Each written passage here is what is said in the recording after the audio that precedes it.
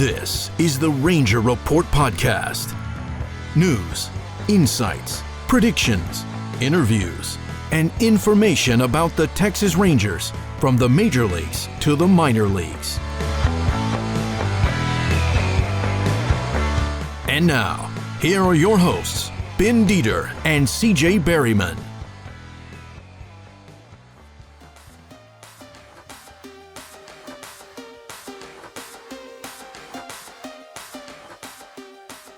Hey everybody, welcome to the Ranger Report Podcast. I am Ben Dieter. You can find me on Twitter at BDieter75. I am CJ Berryman. You can find me at CJB_RR on Twitter. And we are thrilled today to be joined by Rangers prospect infielder Blaine Crim. Blaine, how are you, sir? I'm good. How are y'all? I'm happy to be here. Doing well, sir. We're glad to have you. We're glad to have you back on. We had you on last year after you finished in the Dominican, so you're staying in the country this year around, right? Yes, I am. I need a break. Yeah, because you pretty much played like what, a year and a half straight. I mean, you had a little time off, but after playing in the Dominican League, you played pretty much a year and a half straight last year. Yeah, it's funny. I think I knew going into the last week of the season this year, I had Wednesday off, so I knew I had the last game off. My parents were actually in town in Round Rock, and I walked downstairs to meet him for breakfast, and my dad had been working a little bit that morning, and he was like, well, I got bored. He was like, how many at-bats do you think you've had in the last 18 months? And I was like, well, too many. I think I guessed I thought something outrageous at like 1,100 or 1,200. And he was like, well, plate appearances you've had like just over 1,400. So, and I think it came out to where it averaged a game every other day for 18 months. So, wow. I mean, it was, it was fun during it, and then, it got tough at some points, but it definitely is making this offseason a little sweeter. Yeah, I was going to say, I'm surprised your shoulder didn't fall off at some point during those 18 months. Yeah, it's tough. It was tough. Well, I know you finished in Round Rock, but let's start with your time in Frisco. Even though you finished in Round Rock, was it cool to watch the team you played for most of the year win the Texas League Championship? Yeah, it was great. I mean, that was one of those things that was bittersweet. Yeah. Just being with those guys all year and kind of, honestly getting mentally ready for that playoff push. And then, not being a part of it. But, the guys that they brought up to when I went up to Round Rock, honestly, did more than I could have probably, but it was super cool. They faced, I really stayed in touch with all of them, and they made sure to FaceTime me in the locker room after, clinching and then winning the first round and then winning the second round. So, or winning the finals. So it was really cool to, see that. And, that group was pretty special. I think, we went through a lot of ups and downs, and we were pretty streaky. So I don't know how we necessarily met everyone's expectations throughout the year, but I think we finished the way they envisioned us finishing. So that was pretty cool to see. Yeah, I absolutely agree with that. I mean, there was high expectations going into the season for Frisco. There's very high expectations because you guys were loaded and they're still loaded down there. So what was one of your favorite memories from Frisco? I would say, I think really just like the second half of the season as a whole was pretty special because, we came back from All-Star break. I thought we were playing pretty well early on in the second half, and we looked and Midland had won like an outrageous amount of games in a row. And it was kind of tough to see like, oh my gosh, I don't even think we're going to make playoffs at all because Midland was just running away with it. And, we kind of messed up in the first half when, it was kind of ours to win and we lost it. So the second half, I think we just kind of played more together as a team instead of, I think we have a lot of guys on that team that, we had some first year pro guys. We had a lot of Rule 5 eligible guys. We had seemed more relaxed in the second half. Yeah. Really. Yeah. It was, and I know, especially for me, I definitely kind of relaxed the second half of the season, but just really playing together more the second half instead of, I guess, more of an individualized approach. And we kind of played with nothing to lose. And then, we blink and we're 2 games up going into the last week of the season. And we're like, dang, we actually have this. And, I don't necessarily know what their playoff mindset was, but it was probably, along the lines of there's nothing to lose at this point. So, really the second half of the season was really fun down the stretch. We were playing some really good baseball. Yeah. Things were starting to click on all cylinders. So I'm glad we clicked at the right time. But that was a super special group. I mean, it was filled with memories. And when we had Joe Corbett trying to take down 30 hot dogs in 30 minutes, thinking that he was, Kobayashi. Chestnut. Yeah. And, we had that in San Antonio, and, it was just a good group. Really a lot of the guys on that team have played together since we were in 2019. So it was just a fun team to be on. And you were there when Mason Englert went through his hitless streak for how many innings was it? 16. Yeah, ran over from Hickory to us, and it was, he was fun to play behind. We had a lot of guys that were fun to play behind, so that was definitely cool. Yeah, I was going to say, we talked earlier this offseason to Cole Reagans, and I asked him the same thing about that. And he, although he was glad to be up with the Rangers, he did say that, he said as soon as the games were over, he would run to his phone and start checking the box scores from the game and texting people and all that. So he said it was a lot of fun. I know he's another one that was really fun to play behind, wasn't he? Yeah. Yeah.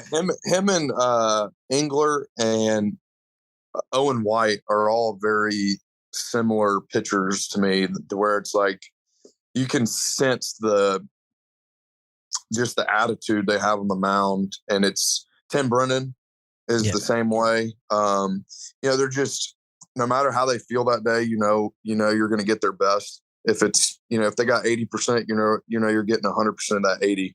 And, quick tempo, filling up the zone, a really big FU mindset. And it's just really, it helps sets tone for us as an offense and as a defense. So, yeah, Reagans is, I couldn't have been happier for that guy. Like he deserves it. He's been through a lot. Me and him have gotten close over the last 2 years being together. So that was really something special that he was able to be a part of this year. Between AA and AAA, your batting average pretty much stayed the same. And like we just talked about, you had 1,400 at bats over the last 18 months. How did you stay locked in for pretty much the entire year? It's one of those things where it's like, I guess the season almost felt like it was 2 years long, but also like 2 months long. I lived with, I know one thing that helped was I lived with some guys that, really helped keep me loose and keep it fun. I lived with Trey Hare, Dustin Harris, and Kellen Strom. And then, when Trey unfortunately got let go, Aaron Savala filled that room, and, another just stud. But, I think early on in the season, it was easy to be like, on the high, the roller coaster. And, I thought I was playing pretty well early on in the season, but then, I think middle of the year, I kind of got a little too big for my britches and started trying to do a little too much. Just kind of left who I am as a player. And I think the last 2 months of the season is when I, kind of took a step back and realized that, looked at myself in the mirror and realized I was having a decent year, but, not really what I thought I was capable of. And just realized the weapons that, we had in that lineup that were around me, and realized there was no reason to do too much.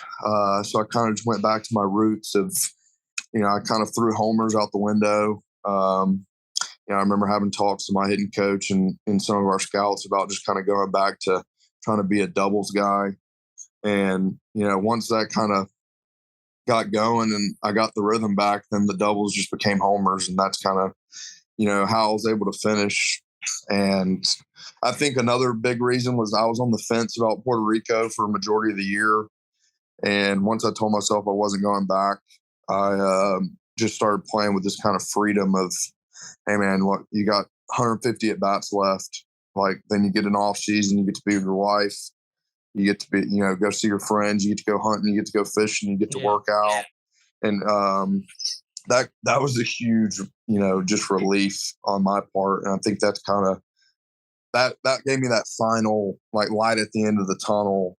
Let's just grind this out. And that's really what helped me. I think in the middle of the season, I was thinking of ways to hang it up. Like, it was tough. June, I had a little bump in the road on the injury, and that didn't help. So I was ready. I was ready for it to be over. Yeah, and it's you played for so long, so many consecutive months that there's gonna be a lull in there. It's gonna happen.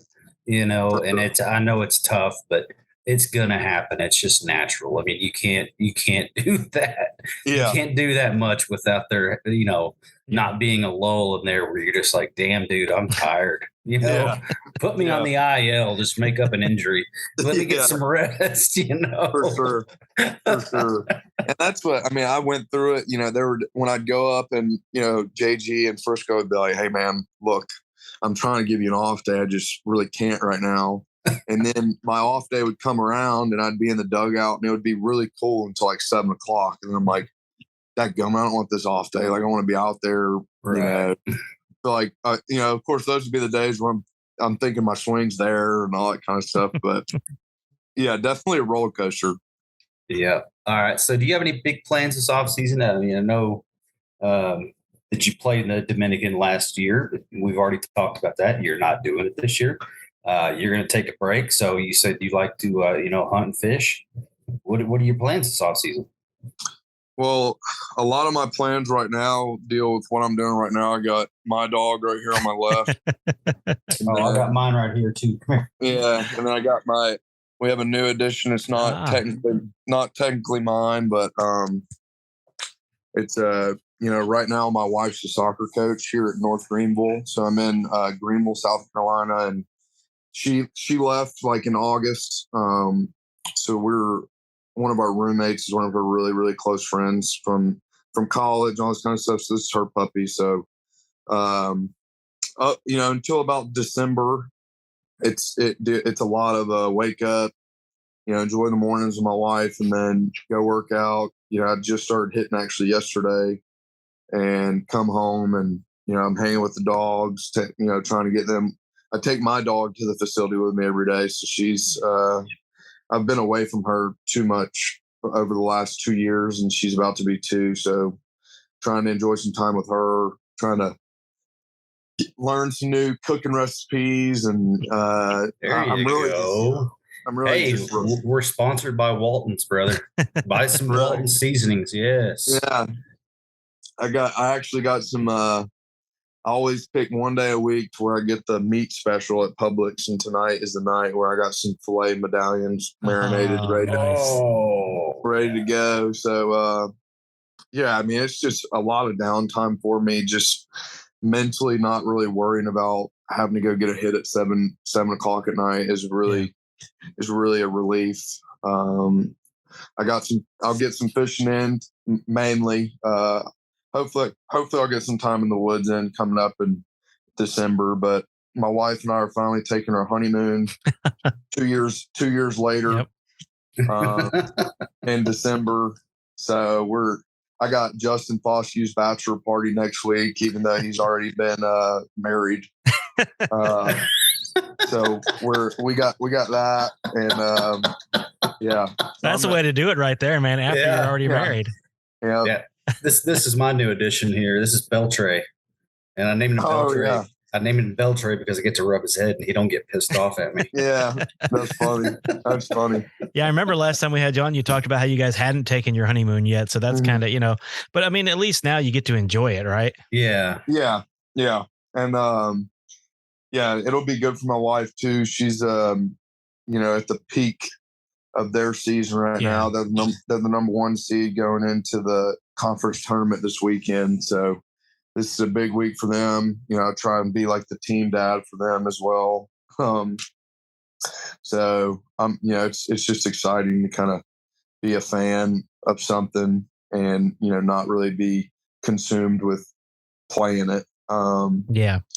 So it's more just the relaxation. I'm trying to I have a few goals when it comes to, on the performance side. Like, I think this is the first off season I actually get to just go in a weight room consistently for 3 or 4 months and not worry about, over COVID, I had, of course, such a long time, but you never knew if they were going to call you and say, hey, you've got to be ready to play. So I didn't really hit it as hard as I wanted to, but this off season, I'm kind of really focusing on that. So it's exciting. Yeah, I'm kind of the opposite of you because I'm a teacher for a living. So summer is when I get my downtime, not during this time of year. But I know exactly what you mean. So you started in Frisco last year. You came up to Frisco last year and you played it this year. What do you think about Jared Gettard? I'm a huge fan. Yeah, I am too. And it's really, it's weird how I was kind of, I don't really know what type of leader I am.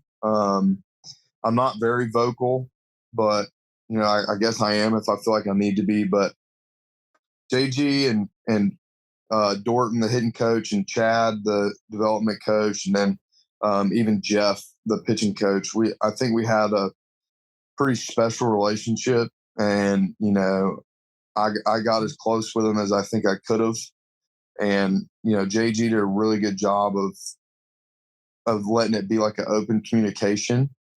And, I was kind of that middle ground for the players and the the staff of what's going on, like how everybody's feeling and whatnot. So I remember me and JG, the day I got called up, like I went in there and was just like, JG, man, I can't thank you enough for everything. And, I hate I'm not going to be there, but it was funny. He was like, man, last year you came up here and there just wasn't enough time for me and you to really like get to know each other. Of course, I knew you could hit and I was told to put you in the lineup, but this year it was like, I was told that you were going to be one of the leaders. So it was really fun getting to know you, and, just the mutual respect and appreciation there from this year was something that was really cool. I really enjoyed how he treated me as a player, and what standards he had for me and all that kind of stuff. So, I think he was in a very similar spot as a player as I was. And so, of course, I asked him for a lot of advice and tips over the course of the year. And we've stayed in touch this offseason so far. So couldn't be a bigger fan of JG. Yeah, he seems like one of those perfect, I hate to put it this way, but there's some managers that they just love to be those developmental managers. They love to be like Philip Wellman's one of them. He was up here in Amarillo when the Padres were here, and I got to interview him. He's the guy. I'm sure you've seen the YouTube video of the manager that lost his mind and threw the bases and did the grenade toss. With the rosin bag and army crawl. That's Philip Wellman, and he just loves being that developmental manager. And I got to meet Fernando Tatis. He was down here on rehab assignment and got to interview him and got to meet Hideo Nomo. And he treated me very, very, very good. And but he loves being that developmental manager. Do you think that that JG is the same way? Yeah, but and also at the same time is like, they preach that, it's our careers and, we have to own it and, find our routines and find out what works for us. And so they also did a good job of like kind of finding that balance of, hey, we're going to kind of lead you and it'd be super structured in the beginning. And then as, things kind of developed throughout the season, they kind of took their hands off of us to an extent and let us now, of course, there were some times where, we felt like we were doing too much at some points. And there were some times where too little. And that's where JG did a good job of like kind of having that open line of communication. And, JG, I think, does a good job with the hand that he's dealt. And, we had a pretty young team in some aspects and an old team in some aspects. So it's really hard finding that balance of like, hey, we got some 28-year-olds that have been doing this for 7 years. And we also have Acuna who's 20, who's just like just getting to learn English, and like we, the staff has to do a good job of, showing him, hey, this is how you go about your business and stuff like that. So, we had him on last year, actually, when he was with Down East. Yeah. And the manager had to translate for him. Carlos. Yeah, Carlos. Yeah. And I think, like a guy like Carlos, like you see the teams that he's been with the last 2 years, they're super young, they're super talented, and he is the definition of a developmental manager, but it's because he has to be, like, for that young of a team, you can't just say, hey guys, BP's at 415, just make sure you're ready.